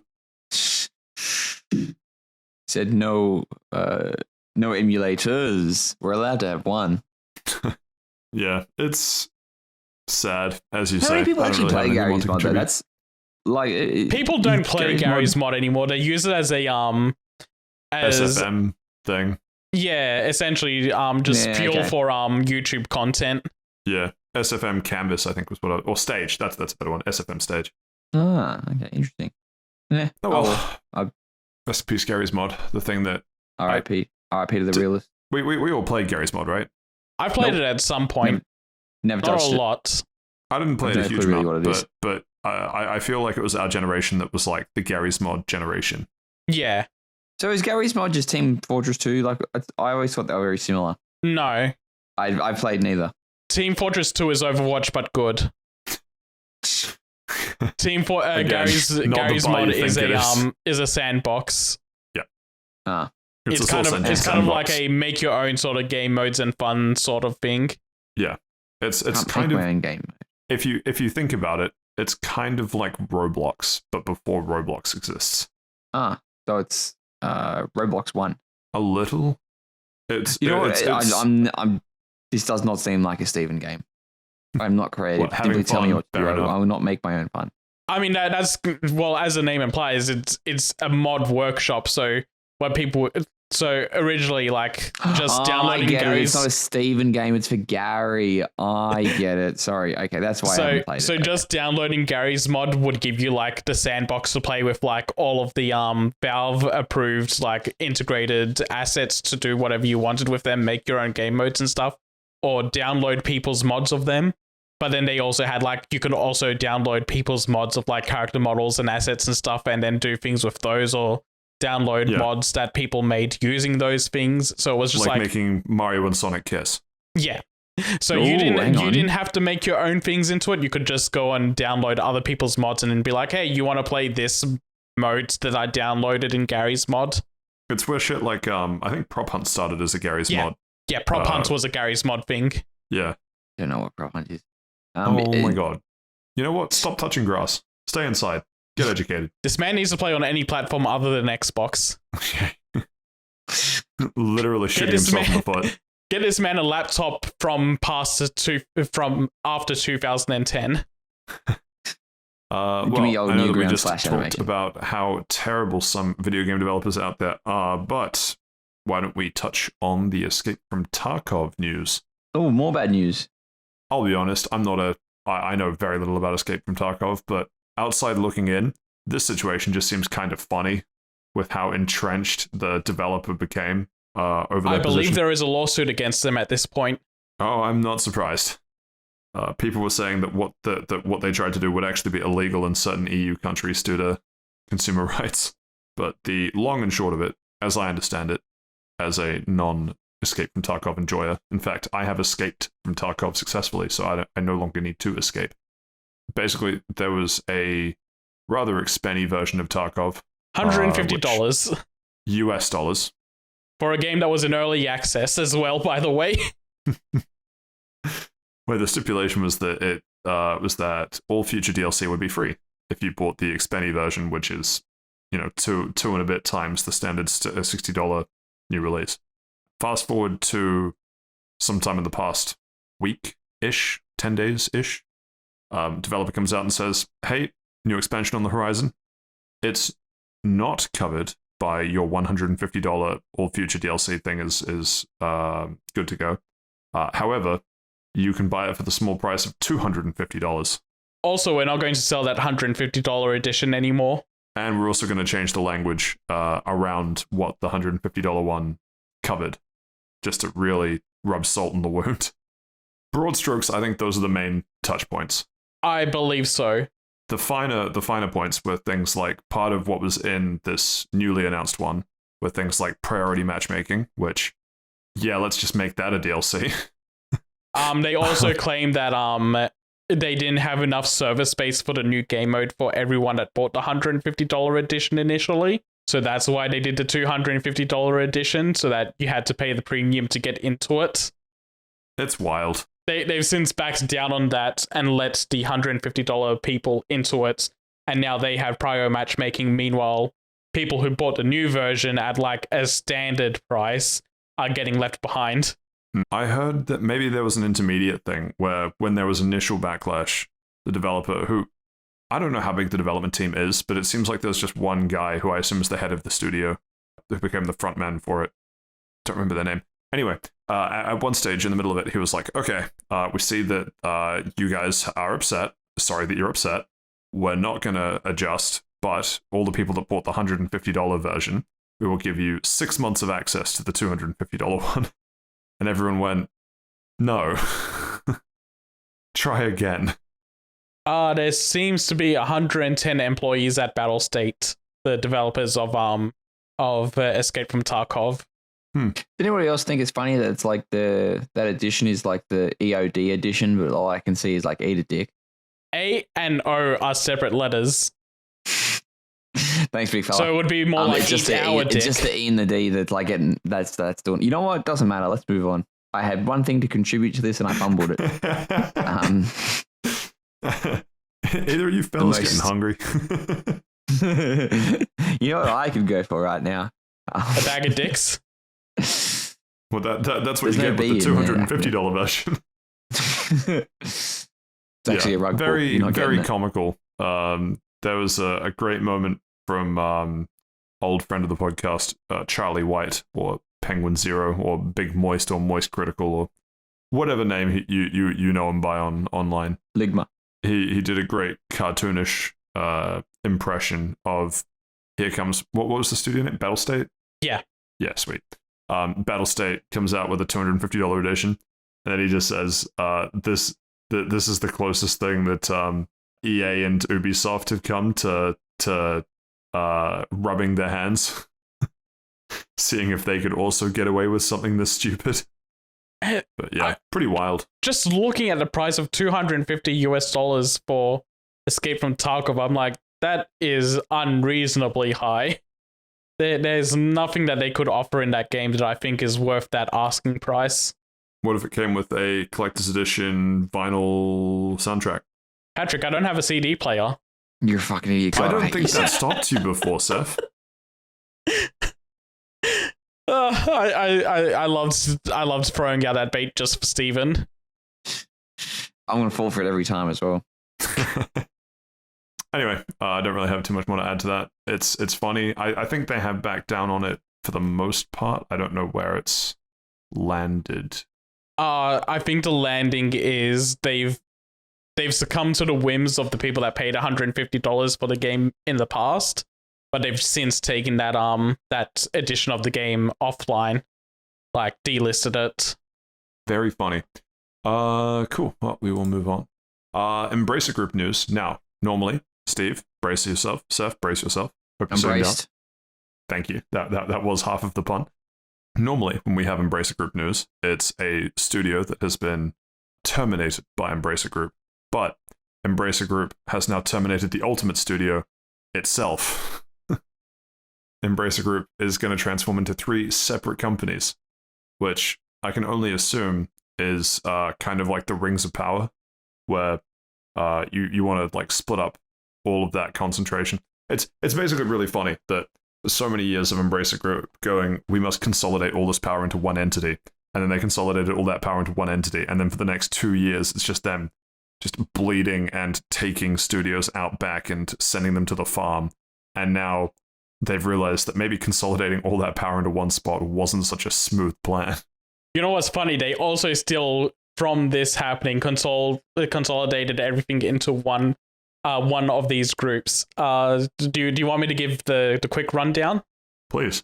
So yeah, Embracer Group split themselves into 3 companies now.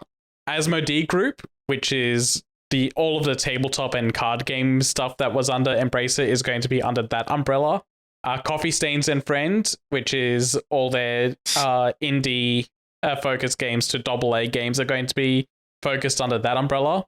And then Middle Earth Enterprise and Friends, where all of the AAA games are going to be under, which unsurprisingly houses things like The Lord of the Rings.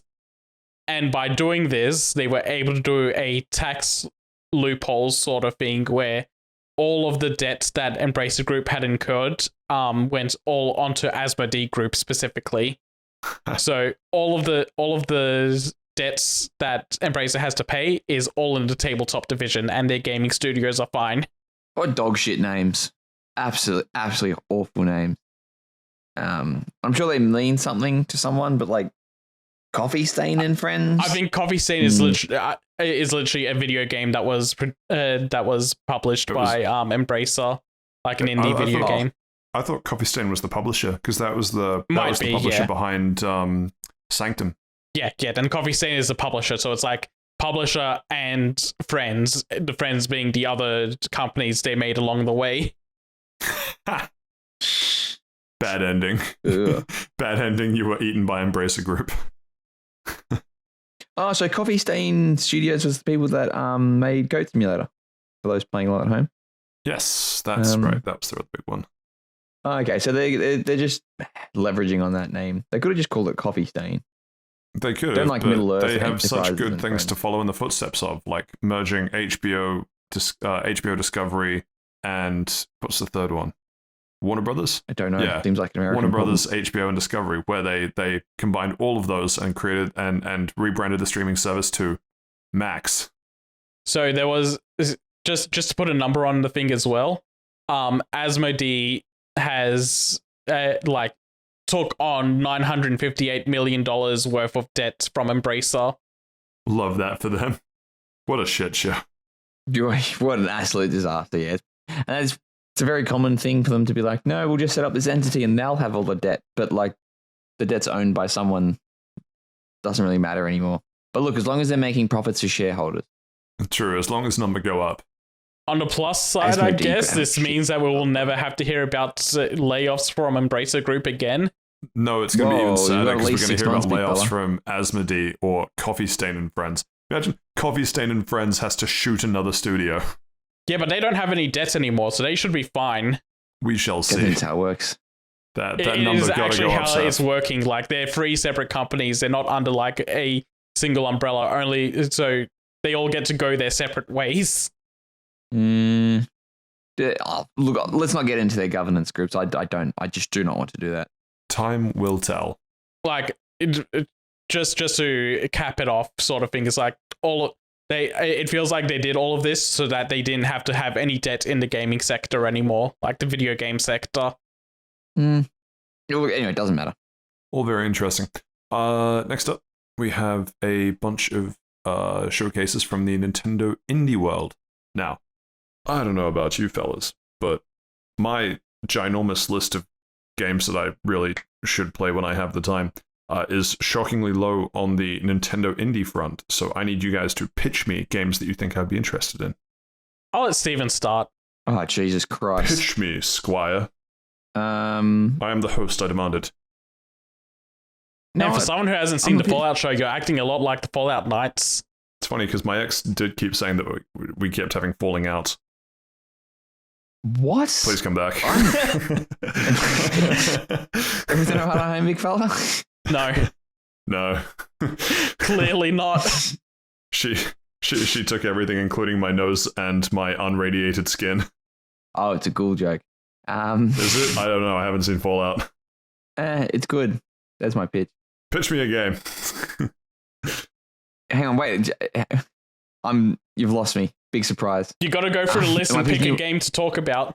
Yeah, okay, cool. Sorry, I thought I was pitching you the whole presentation. I was having a stroke. Ain't nobody got time for that, Since big when fella. have we ever asked you to go through the entire presentation? You specifically. It would Because be I know on brand I've to done make, it. Yeah, to make Steve go through the list. Look, to be honest, I'm not fussed with anything in this list. I don't care. Apart from that, like the Animal Well, and we all know that Animal Well is that game is being published by Donkey. I get it. Even though he makes shit videos, like he's made shit videos for the last fucking 2 years. If the video is shit, it's a joke. If the video is good, then it's a legitimate review. He doesn't do legitimate reviews anyway. He has not done one in like 2 years. Like it's pretty fucking ridiculous. Or it's just him like sort of playing the game and making funny noises. It's not good. It's not good content. But yes, I will watch all these videos in the hope that he comes back. But anyway, I'm looking forward to Animal Well. It seems to be a sort of 2D side scroller, Metroidvania type of thing. Very excited to see that. I still can't believe he has it's a also child. kind of interesting because, hey, don't worry about it.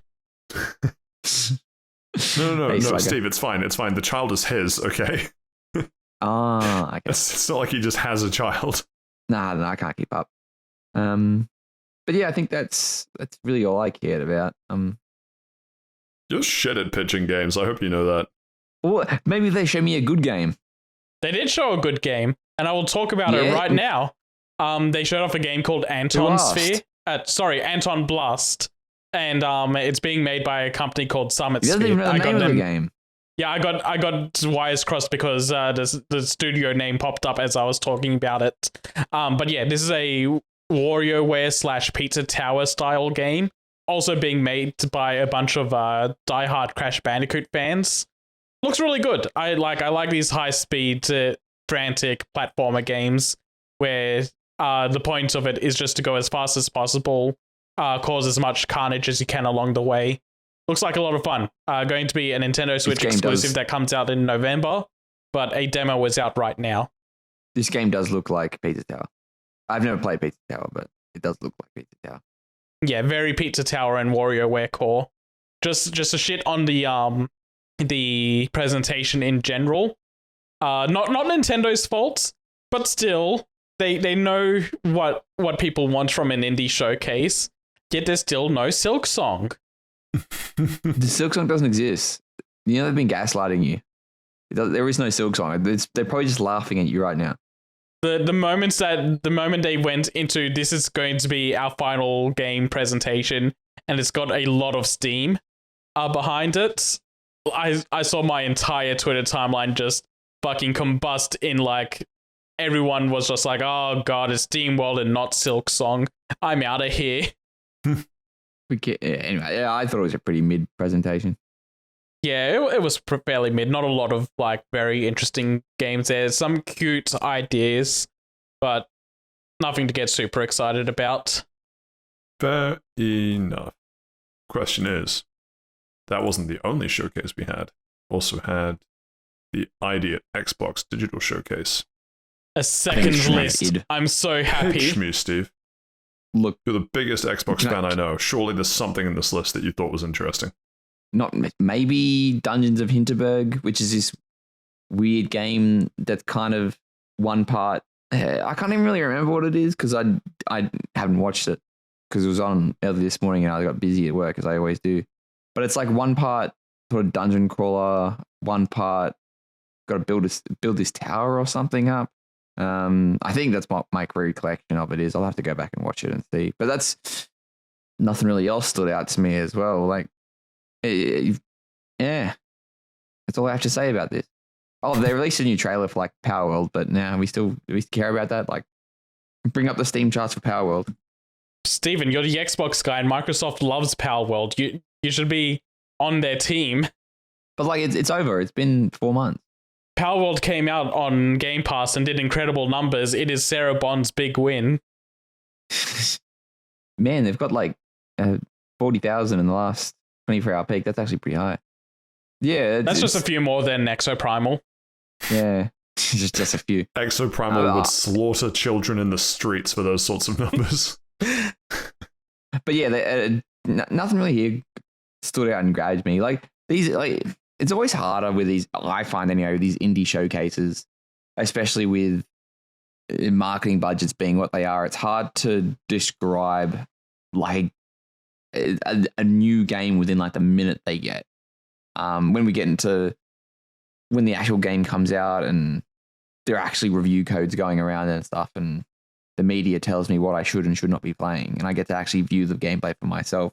Maybe I'll get excited, but at this stage, I don't know, a 1 minute trailer, but I'm not getting excited about anything for that. Like, I'll get, like, apart from Pokemon, but that's because I'm brain rot.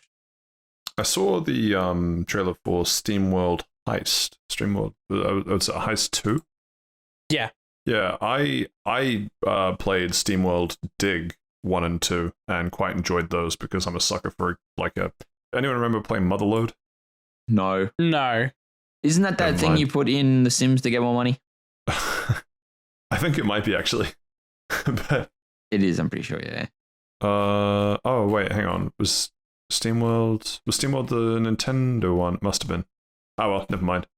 I was just going to say that I really enjoyed Dig 2, and they were like, from the minds of Dig 2, and turns out there's been a Heist 1, and it plays so differently to what I to what I enjoyed about SteamWorld Dig. It's a shame. It might be good, but like it's hard because I know I enjoyed the precursor, and this just looks so different. Yeah, I've been just skimming a couple of these trailers to see if anything pops out to me. There's anything two popped at out? the moment that have. The first one was Astor Blade of the Monolith.